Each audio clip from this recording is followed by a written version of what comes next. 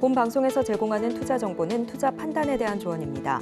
방송에서 제공하는 주식의 가치, 가격 상승 및 하락에 대해서는 방송사에서 보장하지 않습니다. 실시간 정보 브리핑입니다. 미국 2분기 깜짝 성장에도 빅테크 팔자, 나스닥 0.93% 하락. 미국 뉴욕 증시의 3대 지수는 현지 시간 26일 혼조세로 마감했습니다. 투자자들은 전날에 이어 이날도 일부 빅테크 종목을 매도했고 대형주에서 중소형주로 매수세가 전환되는 순환매 현상 역시 지속됐습니다.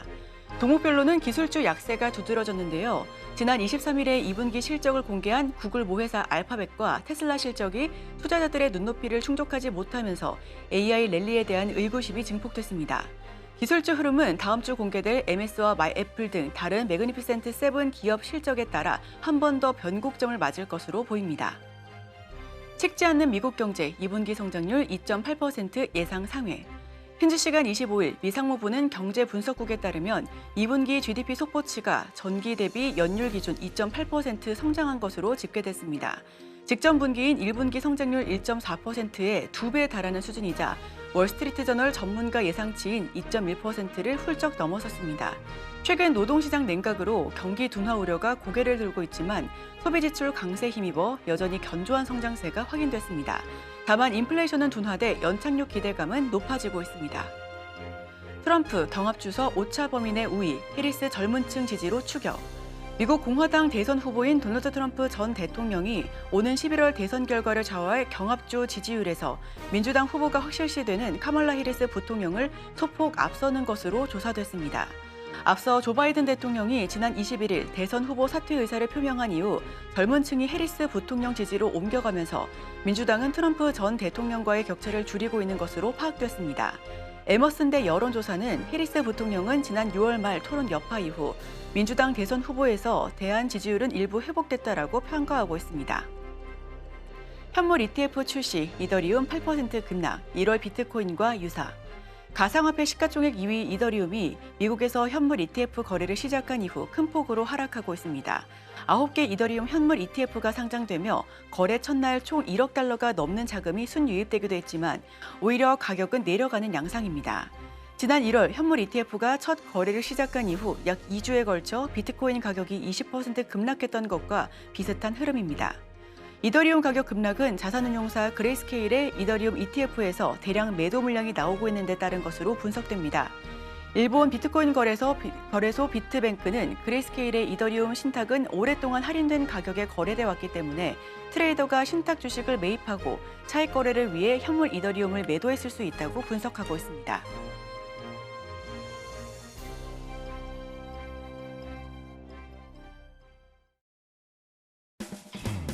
여러분의 성공 투자를 응원합니다. 안녕하세요. 증시7 진행의 이소연입니다.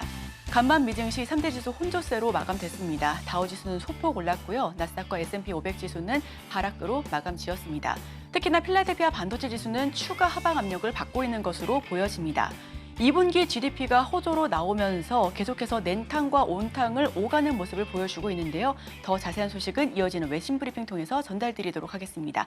금요일의 증시7 지금 바로 출발합니다.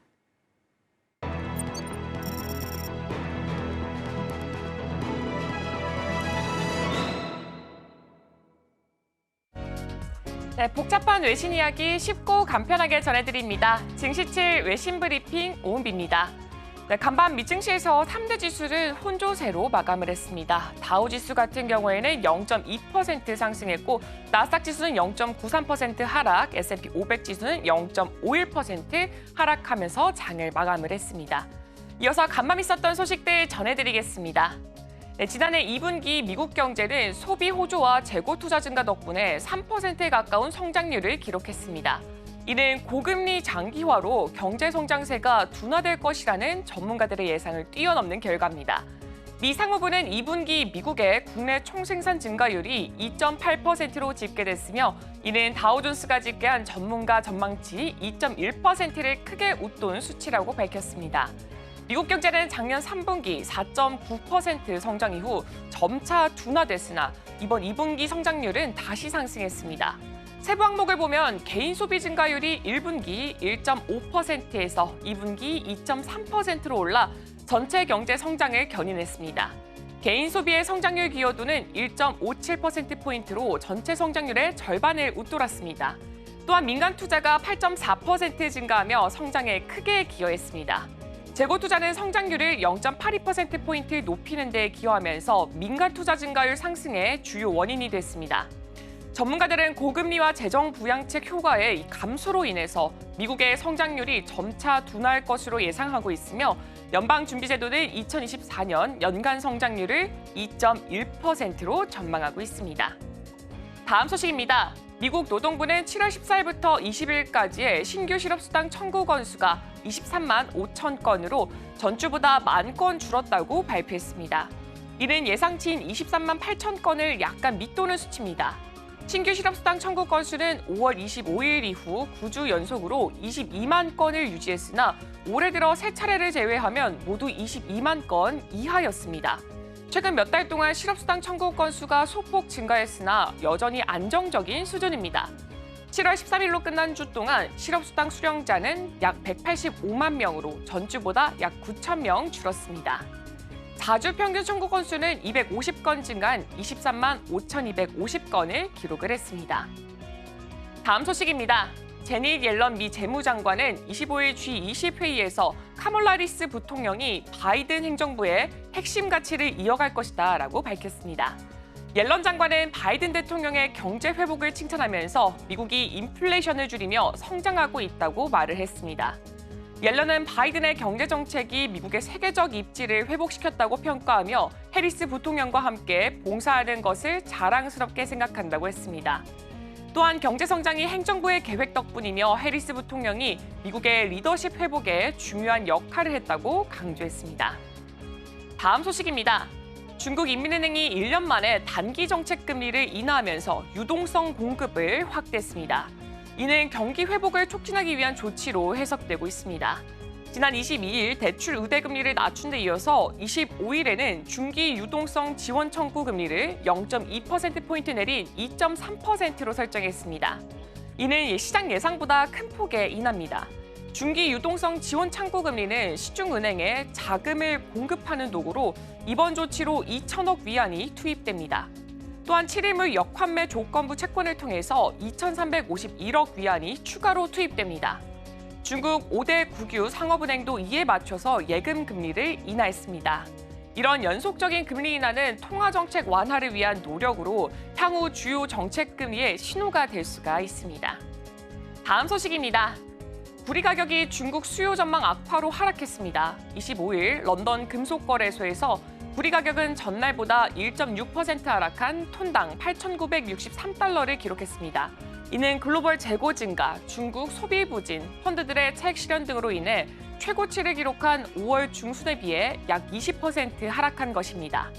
중국 공산당 회의에서 금속 수요와 관련된 부양책이 나오지 않으면서 구리 가격 하락이 가속화됐습니다. 중국 중앙은행이 대출 우대 금리와 또 단기 정책 금리를 인하했음에도 불구하고 구리 가격을 약세를 보였습니다.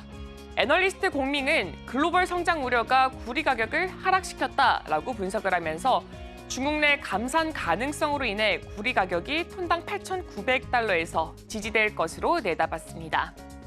다음 소식입니다. 이더리움 ETF는 거래 첫날 1억 달러 이상의 자금 유입과 10억 달러 이상의 거래량을 기록했습니다. 블룸버그 통신에 따르면 24일 뉴욕 거래소 등에 거래가 됐던 9개 이더리움 현물 ETF로 총 1억 7천만 달러의 이 자금이 유입이 됐습니다. 이는 비트코인 현물 ETF의 첫날 유입액의 약 6분의 1 수준입니다. 블랙록의 이더리움 ETF는 2억 6,700만 달러로 가장 많은 자금이 유입됐고 비트와이즈와 피델리티의 ETF가 각각 2억 400만 달러와 7,100만 달러로 뒤를 이었습니다. 누적 거래량은 10억 8천만 달러로 비트코인 현물 ETF 거래량의 약 4분의 1에 불과합니다. 다음 소식입니다. 화웨이가 AI, 수학, 물리학, 화학, 컴퓨터 분야의 인재를 대상으로 최대 201만 위안의 연봉을 제시하면서 천재소년 채용 프로그램을 진행 중입니다. 이 프로그램을 2019년 화웨이 창업자 런정페이가 시작한 것으로 조기 인재 확보와 또 기술 혁신을 목표로 하고 있습니다. 화웨이는 위챗 계정을 통해서 학교와 전공에 상관없이 인재를 모집한다라고 발표를 했습니다. 현재까지 7명이 최고 연봉을 받은 것으로 알려졌습니다.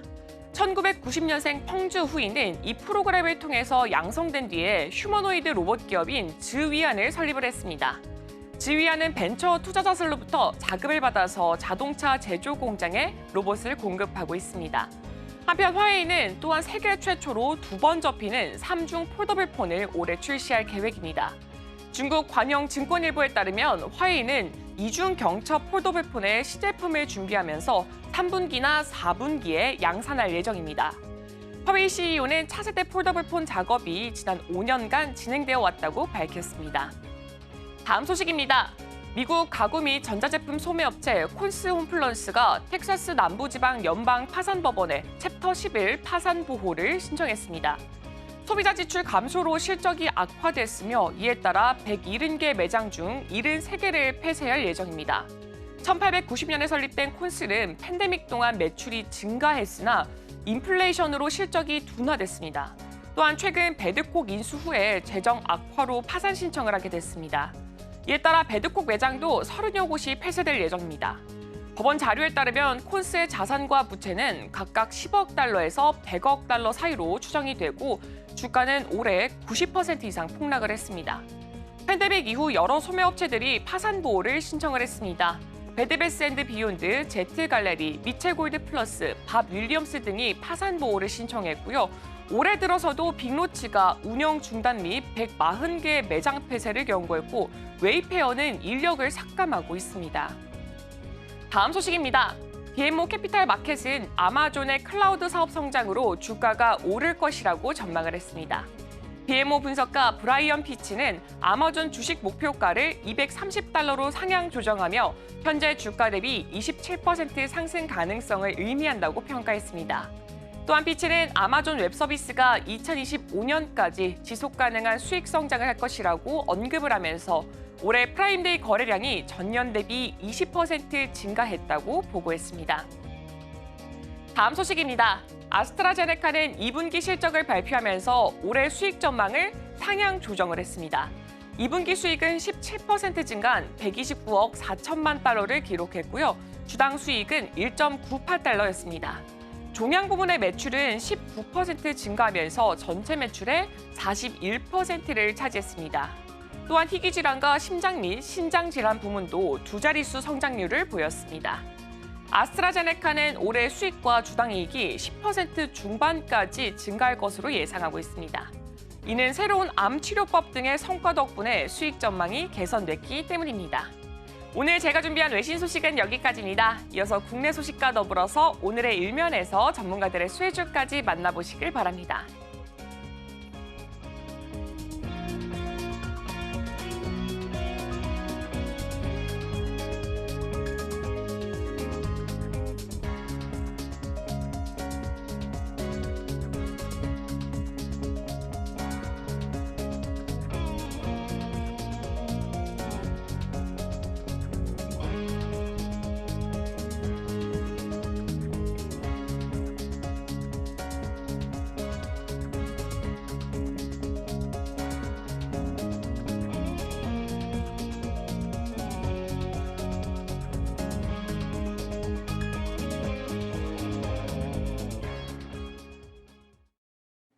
네, 서울경제TV 증시7 조간 브리핑 시간입니다. 서울경제신문에서 발행한 이슈 전해드리는데요. 첫 번째 소식부터 하나하나 짚어보겠습니다. 화면 살펴보시죠. 엔비디아 한국에 넘은 삼성, HBM4로 판도 바꾼다. 첫 번째 소식 전해드립니다. 삼성전자가 엔비디아의 4세대 HBM을 납품합니다. 엔비디아와 TSMC, SK하이닉스로 구축된 AI 가속기에 3자 동맹에 끼지 못했던 삼성. 마침내 도전자 인증을 받고 경쟁 무대에 등장하게 된 셈인데요. 로이터 통신은 삼성전자가 엔비디아의 HBM3 납품을 위한 퀄 테스트에 통과했다며 이번에 공급되는 HBM3는 중국 수출용으로 개발된 H20 GPU에 공급될 것이다 라고 전했습니다. H20은 미국의 첨단 AI 칩 수입 규제를 받고 있는 중국 시장을 공략하기 위해 엔비디아가 스펙을 낮춰서 설계한 제품으로 잘 알려져 있는데요.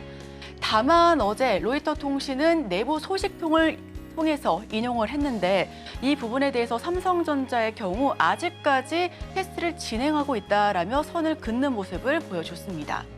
삼성전자는 이날 로이터 보도와 관련해 엔비디아에 대한 특정 제품 퀄 통과 및 납품 여부는 아직 확정되지 않았다라고 이야기를 했고요. 성능 다운그레이드에도 불구하고 칩 한 개당 가격이 13,000달러에 달해 엔비디아가 이 칩을 올해 중국에 100만 개 이상 판매할 수 있다면 이 칩 하나만으로도 중국 시장에서 18조 원이 넘는 매출을 올릴 수 있게 될 것으로 보여집니다. 엔비디아가 중국 시장의 폭발적인 수요를 맞추기 위해 삼성에 손을 내밀었다 해도 과언이 아닌데요. 다만 SK하이닉스와의 기술적 격차가 완전히 해소됐다라고 보기에는 어려운 부분입니다. SK하이닉스는 엔비디아의 HBM3E 8단 제품을 이미 공급하고 있고 올해 3분기 중에 HBM3E 12단 제품의 퀄이 이루어질 수 있을 것으로 예상되고 있습니다. 아직도 8단 제품에 대한 퀄 소식을 기다리고 있는 삼성전자 입장에서는 여전히 1단계 이상 격차가 벌어져 있는 셈인데요. 특히 H20은 조 바이든 행정부가 내놓은 대중국 수출 규제를 우회에 맞는 제품인데 미 대선 전국의 흐름에 따라 언제든지 규제 타깃이 될 수 있다라는 평가 역시 함께하고 있습니다. 화면을 통해서 살펴보겠습니다. 기존 HBM 구조는 GPU와 HBM을 수평으로 쌓는 패키징 기법입니다. 다만 6세대부터는 GPU와 HBM을 수직으로 쌓는 패키징 기법을 보여줄 것으로 예상되고 있고요. D램 시장 내 HBM 매출 비중은 2024년 20%까지 훨씬 올랐습니다. 메모리 3사 HBM 점유율을 살펴보시면 아직까지 SK하이닉스가 큰 점유율을 차지하고 있는 것으로 보여집니다. 네, 화면을 통해서 어제장 살펴보겠습니다. 삼성전자를 비롯해 전반적으로 파란 흐름을 연출하고 있었는데요. 삼성전자는 2% 가까운 하락세를 연출했고요. SK하이닉스는 무려 8% 넘는 급락세를 보여주기도 했습니다. 이렇게 좀 파란불을 켜고 있는 가운데 SK하이닉스의 낙폭이 조금 더 아쉬운 부분은 어제 2분기 경영 실적을 발표했기 때문입니다. AI 메모리 수요 강세와 함께 D램과 낸드 제품의 가격 상승세가 이어져 1분기 대비 매출과 영업이익이 크게 상승했는데요. 하지만 주가는 9% 가까운 급락세를 연출하면서 20만 원 선이 깨지기도 했습니다. 다만 SK하이닉스 전반적으로 실적도 계속해서 올라가고 있고 HBM 로드맵을 살펴봤을 때 3분기 그리고 내년도 2025년 HBM4 양산 예정을 함께 보여주기도 하는 모습을 확인하실 수가 있습니다. 중국 수출 제품으로 공급망 편입됐고요. 미 대선 결과에 따라 주문 취소 우려가 함께 있는 것도 사실입니다. SK와 기술력 격차가 여전하지만 삼성 6세대 제품 생산은 유리한 고지에 있다는 게 업계 평가고요. D램 본딩 공정에서도 경쟁력을 갖췄다라는 평가입니다. 다음 소식입니다. 선불 충전금, 상품권도 휴지 조각, 피해 규모 최소 1,000억. 티몬에서 여행 상품 1,500만 원을 결제했는데 환불을 못 받았습니다. 소송 준비를 위해 변호사를 선임하는데 700만 원이 들어있고 이것만으로도 회수할 수 있으면 좋겠습니다. 티몬과 IMF의 셀러 대금 정산 지연 사태 후폭풍이 일파만파 커지고 있습니다. 티몬과 IMF가 미지급 정산금 규모를 집계하지 못하고 여행사 등 입점 업체도 피해 금액을 공개하지 않는 상황에서 업계에서는 피해액이 최소 1,000억 원을 넘을 것으로 추산하고 있는데요. KG 이니시스 등 결제 대행 업체들이 전날 티몬의 신용카드 결제 서비스까지 중단하면서 사태는 갈수록 악화하고 있습니다. 티몬이 판매자들에게 미지급 대금을 정산하고 환불해주기 위해서 당장 현금이 필요한데요. 다만 신용카드 거래 중지로 유동성 확보가 어렵다라는 평가 역시 이어지고 있습니다. 이번 티몬 위메프 사태로 유통업계의 정산 주기도 도마 위에 올랐는데 현행 유통업법에 따르면 이커머스 업체들은 구매가 완료된 이후 오픈마켓 셀러들에게 40일 이내에만 대금을 지급하면 되는데 이 기한이 너무 길다는 겁니다. 특히 이 기간 유통사들이 고객사로부터 받은 대금을 다른 곳에 사용해도 막을 방안이 없는데요. 이번 사태에도 셀러들에게 줘야 할 돈을 모기업인 큐텐이 해외 계열사 위시를 인수하는 데 쓸 수 있도록 전용한 것이 아니냐는 비판 역시 커지고 있는 상황입니다.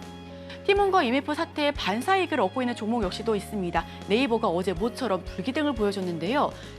티몬과 IMF에 실망한 판매자와 소비자가 안정적인 대형 마켓으로 넘어올 것이다 라는 전망으로 수혜를 받고 있는 것으로 보여집니다.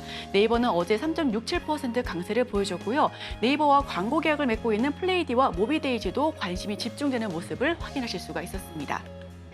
계좌이체, 휴대폰 결제만 가능했었는데 지금 금융사에서는 선정산 대출도 중단했습니다. 입점사 탈TMF 심화가 불보듯 뻔한 상황이고요. 유통업계 정산주기 또 도마 위에 오를 것으로 확인되고 있습니다. 다음 소식입니다. K뷰티 수출 100억 불 목표 전용 펀드 만든다. K뷰티가 한국 대표 상품으로 자리 잡은 가운데 정부가 국내외 유통 제조기업과 손을 잡고 2027년까지 중소기업 화장품 수출액 100억 달러에 도전합니다. 우선 민관 협업으로 유망 기업을 발굴하고 뷰티 전용 펀드와 정책 자금을 마련하겠다라는 설명인데요. 또 수출을 시도하는 기업들이 빠르게 해외로 나갈 수 있도록 스마트 제조, 물류, 원료 및 부자재 R&D, 마케팅도 맞춤형으로 지원해 나가겠다라고 설명하고 있습니다.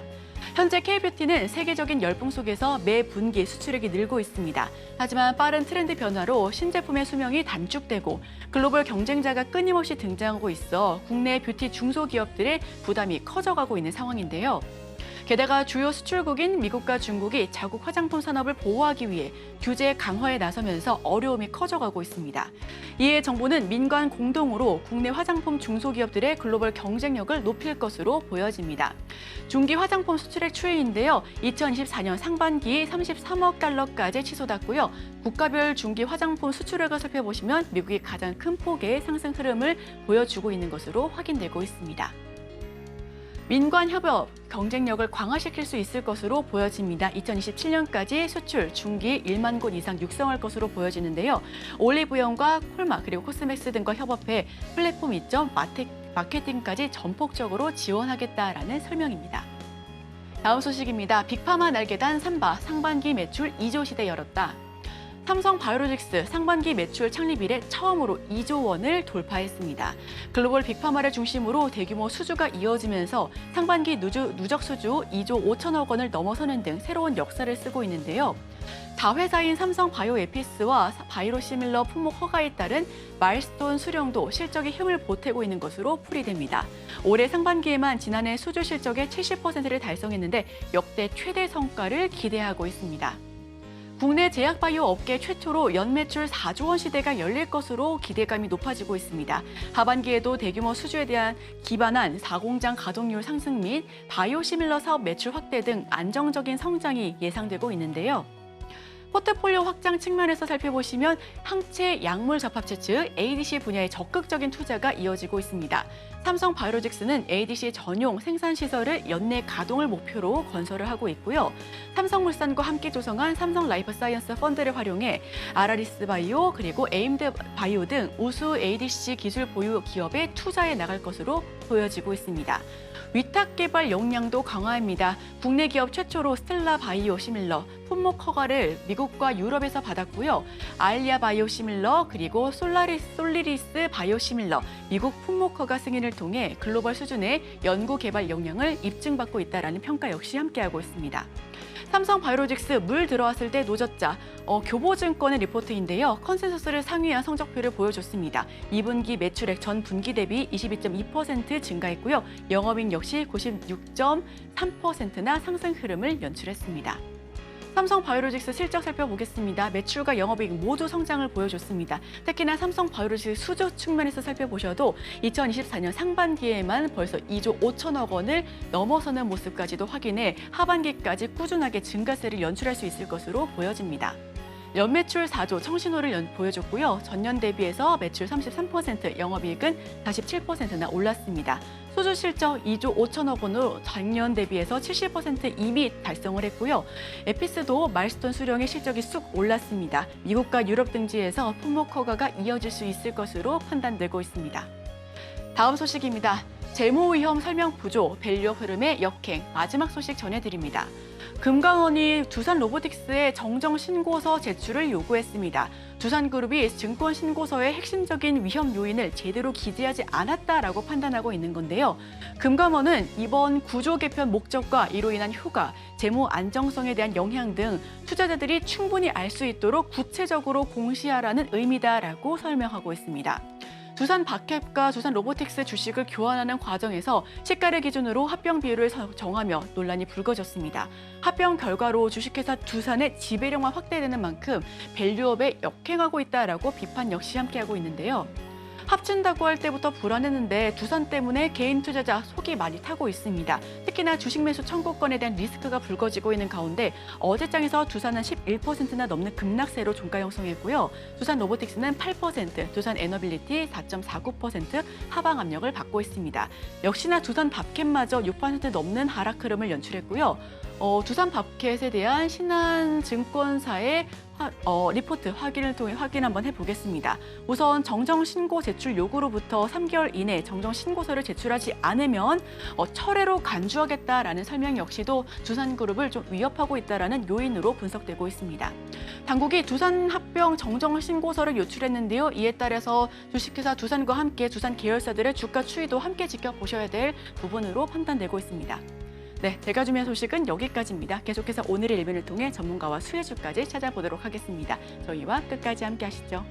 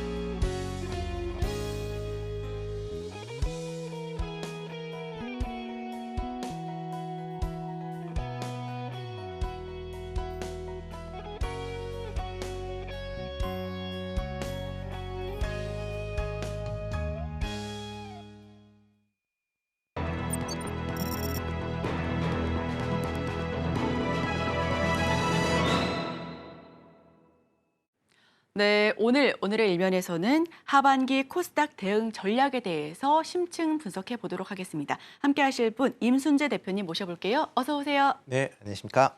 네, 어제장에서 코스닥 결국 800포인트를 내줬습니다. 하방 압력을 크게 받아가고 있는 모습이고요. 점점 투자자들의 고민 역시도 커져가고 있는 상황입니다. 자, 헤드라인 풀어주시죠. 네, 전일 코스피 지수가 이제 큰 폭으로 하락을 했습니다. 그러면서 797포인트로 이제 마감을 했는데요. 800포인트를 하회한 거는 지난달 2월 달에 한번 하회한 이후에 처음이다라고 보시면 될 것 같고요. 지수 자체는 작년 11월 14일 이후에 가장 낮은 그런 수치를 이제 보이고 있다라고 보시면 되겠습니다. 전일 증시가 빠졌었던 가장 큰 이유는 전전일 미국 증시가 이제 급락을 보이면서 특히 이제 나스닥 지수가 급락을 보이면서 투자 심리가 급격히 냉각이 됐다라고 보시면 될 것 같고요. 그러다 보니까 상대적으로 지수가 하락폭이 좀 더 커졌다라고 보시면 되겠습니다. 특히 이제 미국 같은 경우도 지금 AI 관련주들의 이제 급상승으로 인해서 미국의 지수들이 전체적으로 상승을 했었는데요.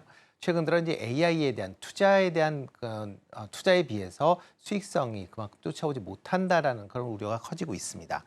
대표적으로 지금 알파벳이 2분기 실적을 발표하면서 지금 한 분기 한 130억 달러 정도의 지금 AI 관련된 쪽으로 투자가 이루어지고 있는데 실질적으로 이거와 연관된다라고 보여지는 클라우드 서비스에서 발생하는 영업이익은 한 10억 달러에 불과합니다. 그러니까 지금은 투자하는 거에 비해서 아직까지는 회수하는 그런 이제 수익성이 떨어지고 있다. 과연 이런 상황이 지속이 된다라고 하게 되면 과연 AI에 대한 투자를 계속 확대시킬 수 있겠느냐라는 그런 이제 우려감이 좀 시장에서 좀 확대되고 있는 그런 상황이고요. 그러다 보니까 전일 미국 시장도 좀 하락세가 이어지는 그런 모습을 좀 보이고 있는 그런 상황입니다. 여기에 이제 최근에 코스닥 같은 경우는 이제 트럼프 트레이드에 이제 어떻게 보면 에 대한 이제 피해주로 좀 인식이 되면서 주가 좀 하락을 하는 그런 모습을 보였습니다. 특히 미국 대선에서 트럼프 전 대통령의 이제 당선 확률이 확대가 되면서 친환경 관련된 종목 중심으로 하락세가 좀 크게 이어졌다라고 보시면 될 것 같고요. 여기에 미 행정부의 대중국 반도체 규제 강화에 대한 그런 우려감으로 반도체 관련주도 좀 하락을 하는 그런 모습을 보이면서 전반적으로 시장이 좀 하락을 하는 그런 모습세가 이어졌다라고 보시면 되겠습니다. 이런 코스닥 관련된 시장이 이제 전반적으로 하락을 보이면서 지금 주요 이제 증시 중에서 코스닥의 올해 이제 수익률이 20개국 중에서 이제 19번째로 이제 최하위권을 기록을 하고 있는 그런 상황이다라고 보시면 될 것 같습니다. 특히 이제 그 코스닥 관련된 기업들이 이렇게 이제 수익성이 이제 떨어지는 가장 큰 이유는 영업이익률이 상당 부분 영업이익이 상당 부분 줄어들고 있다라고 보시면 되지 않을까라는 생각을 해보고 있습니다. 특히 이제 코스닥 기업의 이제 영업이익률이 작년에 이제 11조 원을 기록을 했는데요. 2021년도에 18조 6천억에 비해서 40% 감소하는 그런 모습을 보였습니다. 그만큼 코스닥 기업들의 수익성이 상당 부분 악화되고 있다라는 게 어떻게 보면 코스닥 지수가 전반적으로 하락을 하고 있는 그런 모습세다라고 보시면 되는데요. 특히 이제 코스닥 같은 경우에는 기본적으로 이제 기업의 실적보다는 기술에 대한 그런 이제 반영 부분이 크게 되고 있다라고 보시면 될 것 같습니다. 그렇기 때문에 뭐 미래를 앞당길 수 있는 그런 이제 기술을 개발했거나 아니면 그 기술에 관련된 투자를 하고 있다라고 하게 되면 주가에 바로 반영이 되는 거고요. 그러다 보니까 이런 이제 주가에 대한 반영은 있겠지만 실적이 그거에 못 쫓아가다 보니까 PER 수준도 지금 100배를 넘어서는, 그러니까 어떻게 보면 지금 대단히 버블화되어 있는 그런 이제 시장이 됐다라고 보시면 될 것 같습니다. 특히 뭐 최근 들어 이제 각종 테마주들이 이제 계속 이제 발생을 하다 보니까 이런 테마주들의 테마주에 대한 그런 이제 투자에 대한 관심사를 많이 갖고 있지만 이게 실질적으로 상용화될 때까지는 상당한 시간이 걸릴 가능성은 있기 때문에 그런 점에 투자는 좀 유의해 보셔야 되지 않을까라는 생각을 해보고 있고요. 뭐 코스닥 시장이 뭐 상승 반전을 하기 위해서는 가장 중요한 기업들의 실적의 개선세가 가시적으로 눈에 보여야만 코스닥 지수가 상승하지 않을까 싶습니다. 네, 코스닥 같은 경우에는 결국 어제 800포인트를 내어줬습니다. 트럼프 트레이드로 낙폭 역시 확대되고 있는데요. 여기에 더해서 기업 실적보다 미래 기술에 주목했다라는 부분에 버블화에 대한 우려 역시도 커져가고 있는 상황입니다.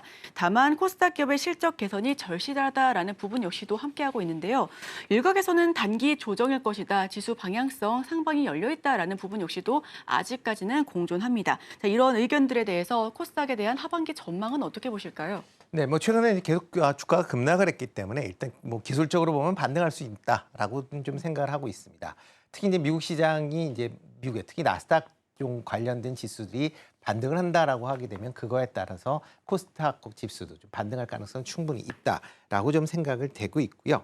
뭐 일단 기술적으로 본다라고 하게 되면 전 저점인 786포인트가 어느 정도 지지를 가질 수 있느냐 여부를 아마 좀 확인해 보셔야 되지 않을까 싶습니다.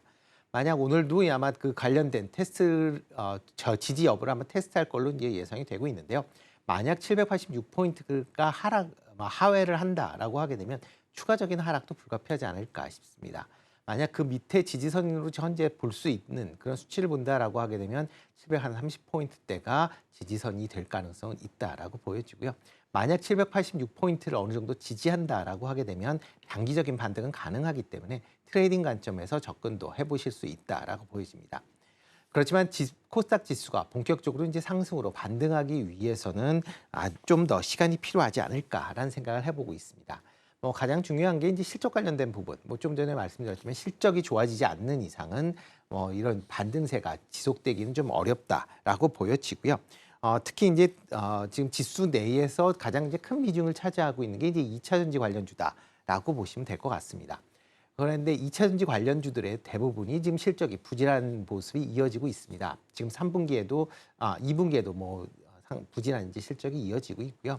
하반기에도 개선될 수 있다라고 이제 얘기는 하고 있지만 좀 더 지켜봐야 되는 거 아닌가라는 생각이 들고 있고요.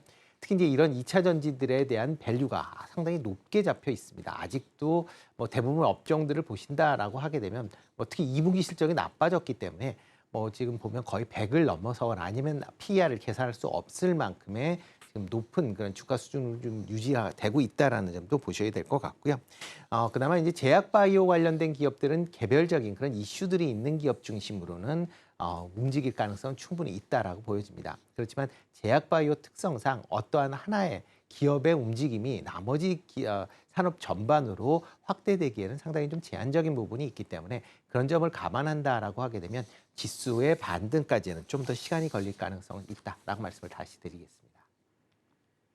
네, 저점에 대한 인식 속에 단기 트레이딩 관점으로 진입할 수는 있겠다라는 말씀해 주셨습니다. 특히나 미국 지수 반등 시에 저점 매수에 대한 가능성이 더 높아질 것이다라는 말씀까지 해 주셨는데요. 여기에 더해서 시장 변동성이 확대될 때 과거에는 코스닥에서 좀 옮겨지는 그런 매수세가 들어가는 모습까지도 확인이 됐었습니다만 지금 최근에는 오히려 대형주 단으로 코스피 쪽으로 옮겨가야 된다라는 의견까지도 함께하고 있는 상황입니다. 자, 그럼에도 불구하고 코스닥 여기서 관심 가져볼 만한 섹터는 반드시 있을 것 같은데요. 최근에는 뭐 웹툰이라든지 말씀해 주셨던 바이오 쪽도 올라왔고요. 화장품 쪽도 좋았습니다. 어떤 부분 조금 더 관심 가져야 될까요? 일단 뭐 시장 전체적으로 본다라고 하게 되면 뭐 과거에 이제 시장 변동성이 크면 이제 중소형주로 왔다라고 하는데 그거 자체가 이제 중소형주들 같은 경우에 이제 특성이 좀 있다라고 보시면 될 것 같습니다. 기본적으로 뭐 중소형주들이 특정 테마에 따라서 움직이는 테마주들이 좀 많다라고 보시면 될 것 같고요. 그리고 이제 사이즈가 작기 때문에 조그만 투자 자금이 쏠린다라고 해도 주가의 움직임이 상대적으로 좀 컸다라고 보시면 될 것 같습니다. 그렇지만 뭐 최근 들어서는 이런 테마주들이 뭐 이런 장세와 관계없이 계속 지금 이루어지고 있는 그런 상황이고요. 또 테마가 한번 움직였다라고 하게 되면 또 다시 그 테마가 사라지면 다시 제자리로 또 주가가 환원되는 그런 이제 모습을 좀 보였다라고 보시면 될 것 같습니다. 그렇기 때문에 이렇게 시장 변동성이 커진다라고 하게 되면 무슨 어떤 이제 섹터 뭐 돌아가면서 이제 순환매가 일어날 걸로 보여지지만 지금 상황에서는 현금 비중을 조금 높이시는 그런 전략이 필요하지 않을까라는 생각을 해보고 있습니다. 일단 뭐 시장 상황이 불안하다라고 하게 되면 현금 비중을 좀 높였다가 시장이 좀 안정화될 때 다시 투자를 하시는 게 좋을 걸로 예상이 되고 있고요. 보통 현금이다라고 하게 되면 이걸 뭐 별도의 그 주식이 아닌 투자 자산이다라고 생각을 하는데 크게 생각하면 현금도 투자 자산 중에 하나다라는 인식을 가지셔야 됩니다. 그렇기 때문에 주식이 뭐 주식에만 꼭 투자를 해야 되는 게 아니라 현금에도 투자할 수 있다라는 그런 이제 생각의 전환을 가지셔야 상대적으로 이런 변동성 장세에서 수익률을 지키실 수 있다라고 보시면 될 것 같습니다. 만약 이런 상황에서 뭐 현금 말고 내가 주식을 갖겠다라고 하게 되면 실적이 어느 정도 받쳐주는 그런 종목 중심으로 관심을 가지셔야 된다라고 보시면 되겠습니다. 실적이 받쳐준다라고 얘기를 하면 전반적으로 시장이 하락을 했다가 반등을 할 때 상대적으로 반등 속도가 빨라질 수밖에 없는 거고요. 그러다 보면 이런 이제 실적이 좋아지는 기업 중심으로 관심을 가지실 필요가 있는데요. 조금 전에 말씀해 주셨던 뭐 화장품이나 음식료 관련된 같이 이제 북미 수출이 꾸준히 이루어지고 있는 그런 종목들은 관심을 가지실 필요가 있다라고 보여지고요. 또 하나가 이제 업황 개선이 기대가 되고 있는 반도체 관련된 기업들도 뭐 최근에 뭐 AI 붐 때문에 붐이 이제 꺼진 AI 붐에 대한 우려감으로 최근에 이제 주가가 조금 조정을 받는데요. 그럼에도 불구하고 하반기 이후에 업황 개선이 기대가 되고 있기 때문에 실적이 좋아질 걸로 예상이 되고 있습니다. 그런 관점에서는 뭐 반도체 관련주들은 여전히 관심 있게 보셔야 되지 않을까 싶습니다. 네, 업황 개선과 실적을 함께 말씀해 주셨는데 어제 업황 개선도 보여지고 있고 실적도 굉장히 잘 나왔던 SK하이닉스 정말 그야말로 검은 목요일을 겪어야 했습니다. 네. 8% 넘게 빠졌는데요. 다만 이 와중에 오랜만에 2차 전지가 빼꼼 손을 드는 모습까지도 확인이 됐었습니다. 네. 플러스권으로 전환되는 모습이었고요. 2차 전지 관련주 최근 미국 대선 레이스 여파로 방향성을 잡지 못하는 모습을 보여줘 왔습니다. 테슬라에 대한 실적 실망감도 있었고 테슬라 전기차 캐즘의 우려를 피해갈 수 없었다라는 부분 역시도 함께하고 있는데 포트 전략 2차 전지는 어떻게 잡아야 될까요? 네, 2차 전지 관련돼서는 일단 기본적으로 뭐 실적이 좋아야 바탕이 돼야 된다라고 보시면 될 것 같습니다. 그러니까 실적이 바탕되지 않고 그동안 이제 기대감으로 계속 이제 주가가 올라왔기 때문에 아직까지도 이런 실적이 쫓아오지 못하면 그거에 대한 밸류 우려감이 커질 수밖에 없다라고 보시면 될 것 같습니다. 특히 이제 전기차의 판매가 좀 회복이 되는 그런 모습을 보여야 되는데 아직까지는 그런 회복세가 상당히 좀 더디게 진행이 되고 있다라고 보시면 될 것 같은데요. 올해 이제 상반기 이제 주요 이제 국내 그 이제 2차 전지를 판매하고 있는 미국과 유럽 지역 내의 전기차 판매 증가율을 본다라고 하게 되면 미국과 같은 경우는 이제 6.4%, 그다음에 유럽 같은 경우는 1.3%에 불과합니다. 특히 이제 유럽 지역의 국가들, 특히 이제 그러니까 서유럽에 있는 국가들 같은 경우에는 보조금을 많이 이제 줄이면서 판매량이 지금 급감을 하고 있는 그런 상황이다라고 보시면 될 것 같고요. 6월 기준으로만 본다라고 하게 되면 독일이나 뭐 프랑스, 네덜란드 같은 경우는 전기차의 판매가 전년 대비 마이너스로 되는 그런 이제 모습을 보였습니다. 그만큼 전기차의 판매가 상당 부분 좀 더디게 진행되고 있다라는 게 어떻게 보면 업황 개선에 상당한 시간이 좀 걸릴 가능성은 충분히 있다라고 보여지고요. 그러다 보니까 이제 2차 전지 관련된 기업들의 실적도 지금 상당히 좀 부진할 걸로 예상이 되고 있습니다. 지금 뭐 실적이 발표될 LG 엔솔과 이제 포스코 퓨처엠 같은 경우도 매출 같은 경우는 뭐 20에서 30% 가까이 지금 하락을 보였고요.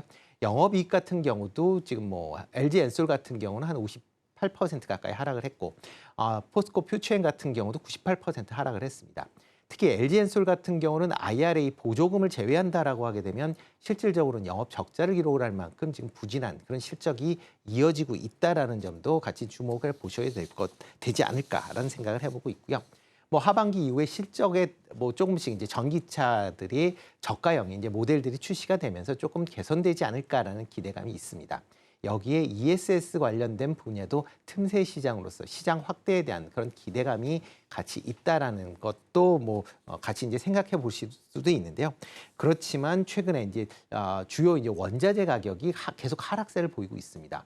대표적으로 이제 리튬 같은 경우에는 지금 톤당 15,650달러를 기록을 했는데요. 이게 지난 2월 달에 최저점인 15,620달러에 지금 근접을 하고 있고 아마 이번 주, 아마 다음 주 정도에 아마 그걸 하회할 걸로 예상이 되고 있고요. 리튬 같은 경우는 지금 12개월 최저치를 기록을 하고 있습니다. 지난 2월 달에 86.5 위안이었었는데 뭐 지난 이번 주에 81.5 위안까지 떨어질 만큼 계속 리튬, 니켈 가격의 원자재 가격이 하락을 한다라고 하게 되면 2차 전지 관련된 그런 소재 관련된 기업들의 실적이 되살아나기에는 상당 기간, 시간이 걸릴 가능성은 있다라고 보여지기 때문에 따라서 2차 전지 관련된 종목들은 실적 개선이 확실하게 일어난 것을 직접 확인하신 이후에 투자를 하시는 게 맞지 않을까. 뭐 단순히 좋아질 것이다라는 기대감으로 투자하기에는 아직까지도 업황에 대한 불안감은 여전히 남아있다라는 점도 같이 유의를 하셔야 되지 않을까 싶습니다. 네, ESS에 대한 기대감은 있는 가운데 반드시 실적을 확인해야 된다라는 말씀해 주셨습니다. 자, 마지막 질문 짧게만 드려보겠습니다. 상반기 정말 좋은 흐름을 보여줬었던 제약바이오, 이제 하반기에도 계속해서 눈여겨봐도 좋을지에 대한 그런 부분인데요. 우선 종목별로 살펴보면 어떤 종목 좀 담아보면 좋을까요? 네, 뭐 제약바이오 같은 경우는 금리 인하 때 상대적으로 이제 수혜를 입을 수 있는 그런 이제 섹터다라는 관점에서 하반기에 좀 관심을 받고 있다라고 보시면 될 것 같고요. 최근 들어 이제 국내 기업들이 이제 기술 수출을 많이 이루어지고 있는 그런 상황입니다. 그래서 기술 수출이 가능한 그런 기업들 중심으로 관심을 좀 가지셔야 되지 않을까 싶고요.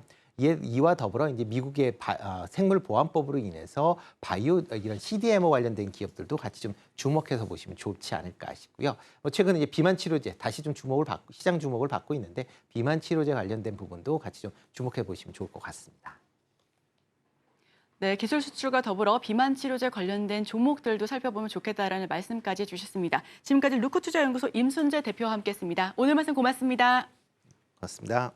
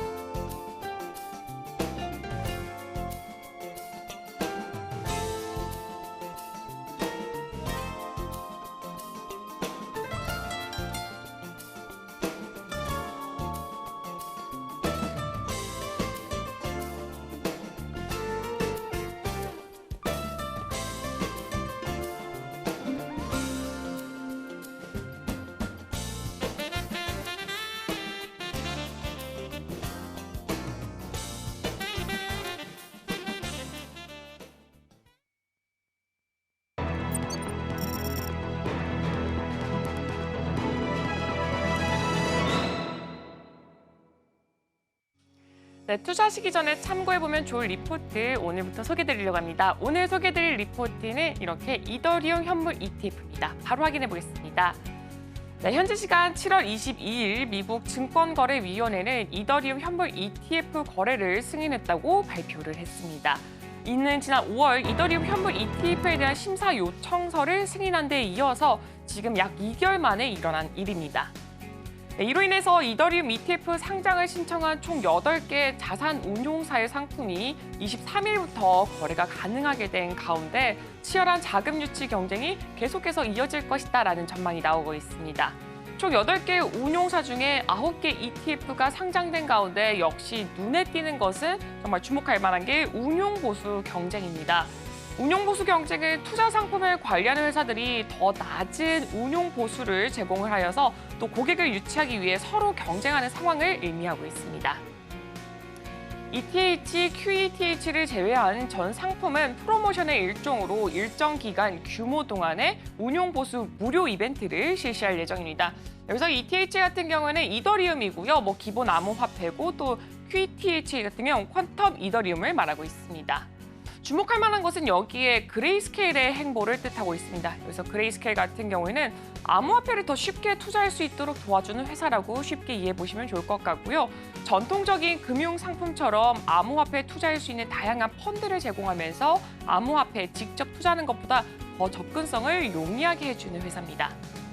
네, 기존의 폐쇄형 펀드였던 이 그레이스케일 이더리움 트러스트가 ETF로 전환이 되면서 운용 보수 경쟁에서 뒤처질 가능성이 굉장히 높다라고 평가가 되고 있습니다. 이에 운용 보수 메리트가 있는 그레이스케일 이더리움 미니 트러스트 이것을 통해서 대규모 자금 유출 우려를 완화시킨 것이 특징적인 부분이다라고 합니다. 여기서 조금 더 쉽게 정리를 해보자면 그레이스케일이 원래 가지고 있던 ETH2가 ETF로 전환이 되면서 수수료 경쟁에서 불리해질 것을 대비를 하면서 더 낮은 수수료에 이렇게 ETH를 출시를 하면서 투자자들이 돈을 빼가지 않도록 조치를 취한 것으로 봐주시면 좋을 것 같습니다. 지난 1월 비트코인 현물 ETF 당시에도 이렇게 현재와 유사한 경향이 보였습니다. 비트코인 현물 ETF 심사 신청 당시에도 이렇게 프로모션을 통해서 운용 보수 경쟁이 예상됐고요. 초기에는 프로모션이 없었던 운용사까지도 상품이 상장되면서 운용 보수 이벤트를 진행하는 등 계속해서 그런 모습이 이어지는 모습을 보였습니다. 더해서 비트코인 현물 ETF가 상장이 되면서 기존 폐쇄형 펀드였던 이 그레이스케일의 GBTC에선 이제 대규모 자금 유출이 나타났습니다. 그래서 GBTC 같은 경우에는 그레이스케일 비트코인 트러스트라는 투자 상품의 그런 약자로 봐주시면 좋을 것 같고요. 대규모 자금 유출, 한마디로 이렇게 비트코인 현물 ETF가 상장이 되면서 GBTC에 비해서 더 낮은 수수료, 더 정확한 가격 반영, 더 높은 유동성을 제공하기 때문에 투자자들이 GBTC에서 자금을 빼서 비트코인 현물 ETF로 이동시키는 것을 바라고 있고요. 이로 인해서 GBTC에서 이 대규모 자금 유출이 발생한 것을 뜻하고 있습니다. 네, 그리고 이는 운용 보수에서 뒤처진 결과로 투자자들은 GBTC에서 자금을 회수해서 다른 현물 ETF를 매수하기 시작했습니다. 이 같은 경험이 ETH 상품을 출시하게 된 원인으로 계속해서 작용이 됐다라는 판단이 이뤄지고 있습니다. 한마디로 이전에 이런 똑같은 결과가 있기 때문에 이쪽에서는 이런 똑같은 결과를 방지하기 위한 예방책을 만들었다라고 보면 좋을 것 같습니다. 한편 23일 이더리움 현물 ETF에 대한 첫 거래가 이뤄졌고요. 미국 증시가 개장한 첫 15분 동안 약 1억 2천만 달러 규모의 누적 거래량을 보고를 했습니다. 이는 비트코인 현물 ETF 상장 당시와 비교했을 때는 절반 규모에 불과하지만 시장 예상 대비해서는 많은 규모로 평가가 되고 있습니다. 이후 장 마감 기준에 약 10억 8천만 달러 규모의 누적 거래가 이루어졌고요. 이는 비트코인 현물 ETF 상장 첫날 대비해서는 약 23% 규모의 조금은 적은 거래 금액으로 보여지고 있습니다. 첫날 결과만 보면 시장의 예상대로 비트코인 현물 ETF 상장 당시와는 관심도 측면에서 부진한 모습이 확인됐다고 보여지고 있습니다. 더해서 예상대로 운용 보수에서 메리트가 적은 이 ETH2에서 가장 많은 거래 금액이 확인됐고요. 여기서는 이 거래 금액이 매도를 위한 거래 금액을 뜻하고 있습니다. 첫날 가장 인기를 끈 상품은 이렇게 ETHA입니다. 여기서는 또 이제 iShares 이더리움 트러스트라고 이 iShares에서 제공하는 이더리움 투자 상품을 의미하고 있습니다. 네, 기존 폐쇄형 상품이었던 ETH2를 제외하면은 대부분이 순유입 거래 금액으로 추정되기 때문에 일각에서 우려하던 이 대규모 자금 유출은 조금은 제한이 됐다라고 판단이 이뤄지고 있는 상황입니다. 한편 트럼프 프라이싱으로 최근에 급반등하던 가상화폐 시장의 강세가 잠시 조금 주춤하는 모습이 보여지고 있습니다. 과거 비트코인 현물 ETF 상장 당시에도 기대감이 선반영됐던 탓에 현물 ETF 상장 이후에는 가격 조정이 나타나는 모습을 또 보였습니다. 이후 대규모 자금이 ETF로 유입된과 동시에 비트코인은 신고가를 경신한 바가 있었습니다. 향후 이더리움 현물 ETF 자금 유입 추세에 한번 주목할 필요가 있다라고 보여지고 있습니다. 한편 비트코인에 이어서 이더리움까지 제도권으로 들어온 상황이지만 아직 국내는 현물 ETF 거래가 불가능한 상황입니다. 금융위는 아직 보수적인 입장을 취하고 있기 때문에 향후 움직임에 주목할 필요가 있어 보인다라고 하이투자증권에서는 이렇게 리포트를 발행을 했습니다. 투자하실 때 이 부분 꼭 참고해 보시면 좋을 것 같습니다. 오늘의 핵심입니다. 오늘 미국의 6월 개인 소비자 지출 물가 지수가 발표됩니다. 오늘의 일면에서는 하반기 코스닥 전략 알아보고 관심 가져볼 섹터로 반도체 소부장, 화장품, 미용기기 제시했습니다. 투자하실 때 참고해 보시길 바랍니다.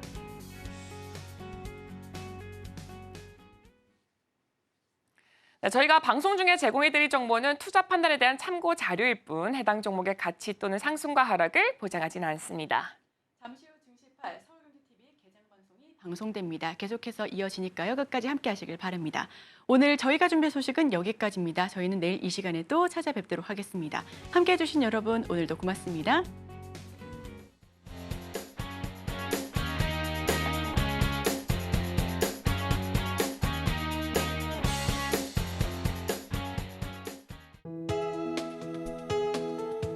본 방송에서 제공하는 투자 정보는 투자 판단에 대한 조언입니다.